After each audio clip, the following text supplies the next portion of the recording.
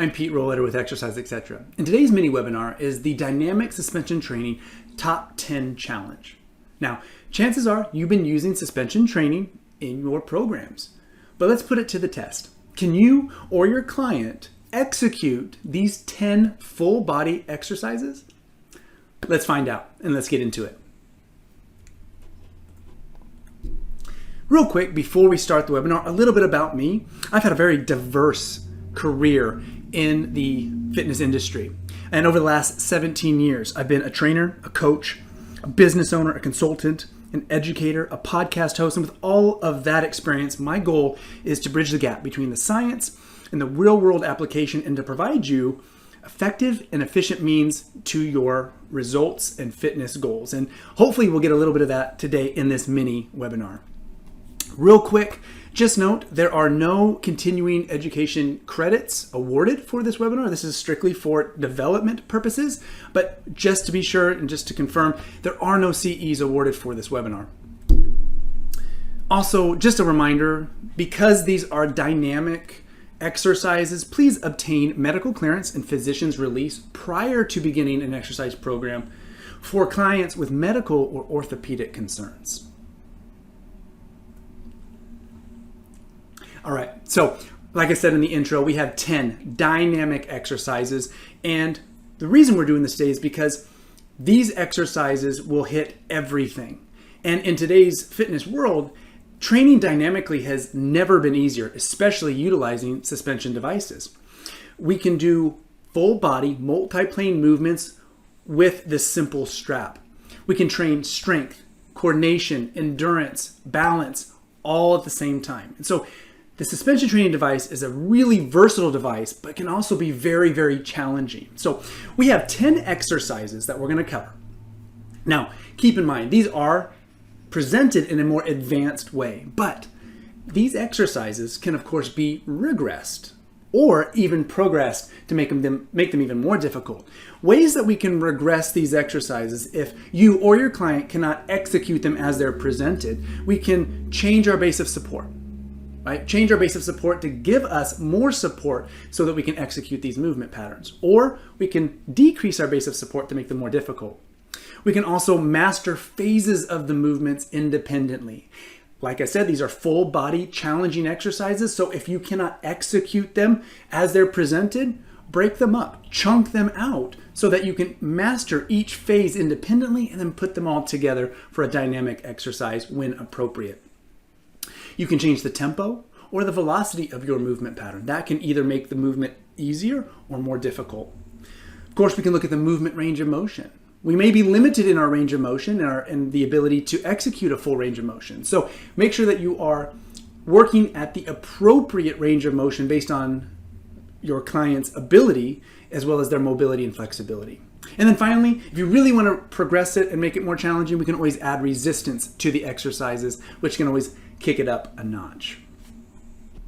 All right, number 10 is the atomic push-up. So, of course, there's going to be a focus of each of these movements. So there's a specific focus, obviously, with the push-up on the upper body. But what makes these full body is how we're utilizing the suspension training device. So with the atomic push-up, this is a push-up, but the challenge here is that we are actually going to put our feet in these straps.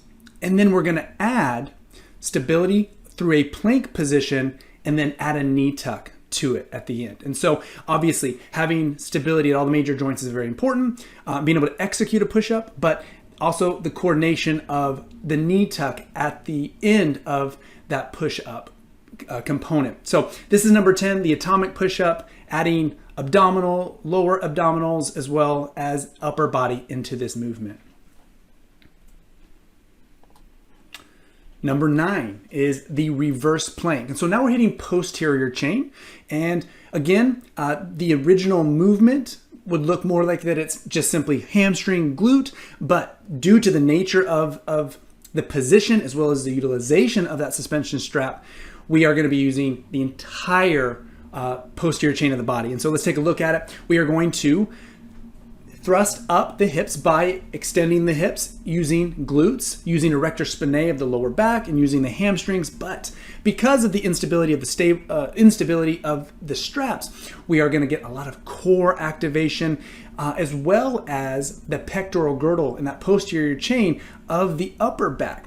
The goal here with this movement is to be as flat as possible. So bridging the hips up so that we are flat.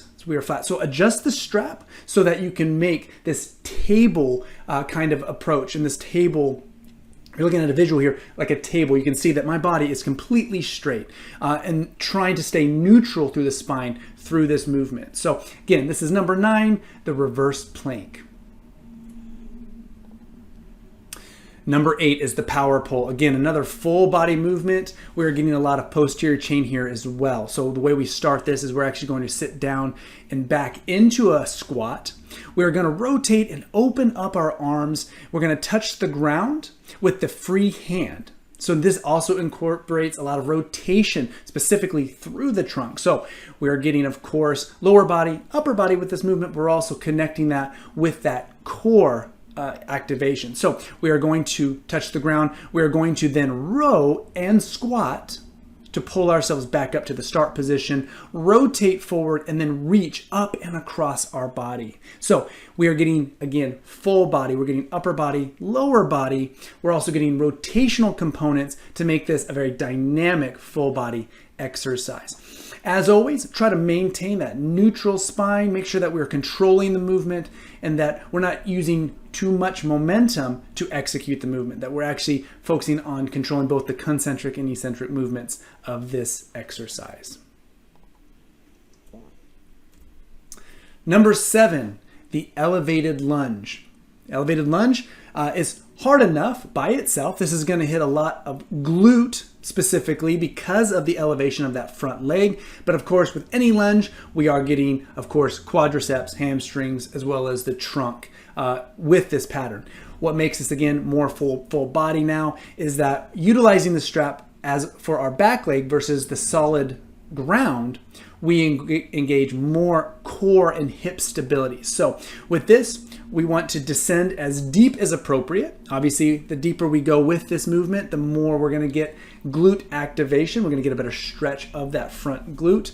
And of course, trying to maintain neutral spine as we descend so that we're getting neutral hips and that we're engaging our core. And then from there, we're going to stand back up. As I said just a moment ago, what makes this so challenging is the instability of that strap. And so we really have to focus on engaging our core to maintain the appropriate movement pattern as we execute this movement pattern. Number 6, pike knee extensions. So again, the focus is obviously going to be on quadriceps because it's a knee extension, but by adding the upper body stability through a push-up plank position, as well as the stability through balancing on the strap, this becomes full body. This is another one of those very challenging exercises. So again, just like I said in the intro, you can always regress this by doing different phases of this movement. Putting it all together though, we have the pike knee extensions. What we're going to do is we're actually going to pike up into kind of a push-up plank position with hips and knees flexed. So this is the position we're actually going to hold. So this is going to be isometric for the upper body. We're going to hold this position and make sure that we maintain neutral spine the whole time. From here, we are going to press into the straps to extend our knees, much like a leg extension.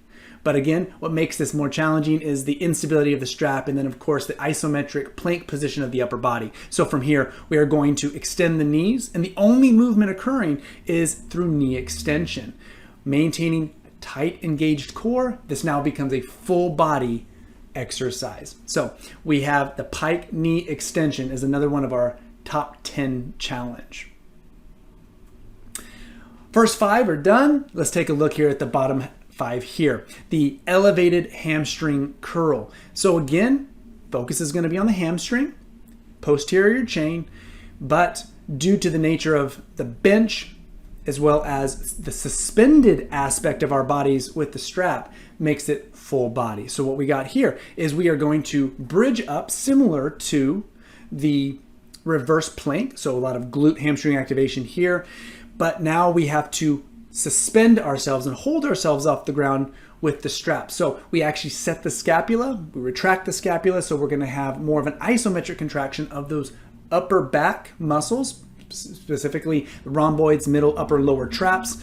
So we have upper body engagement isometrically, and of course we have core engagement to maintain this neutral spine.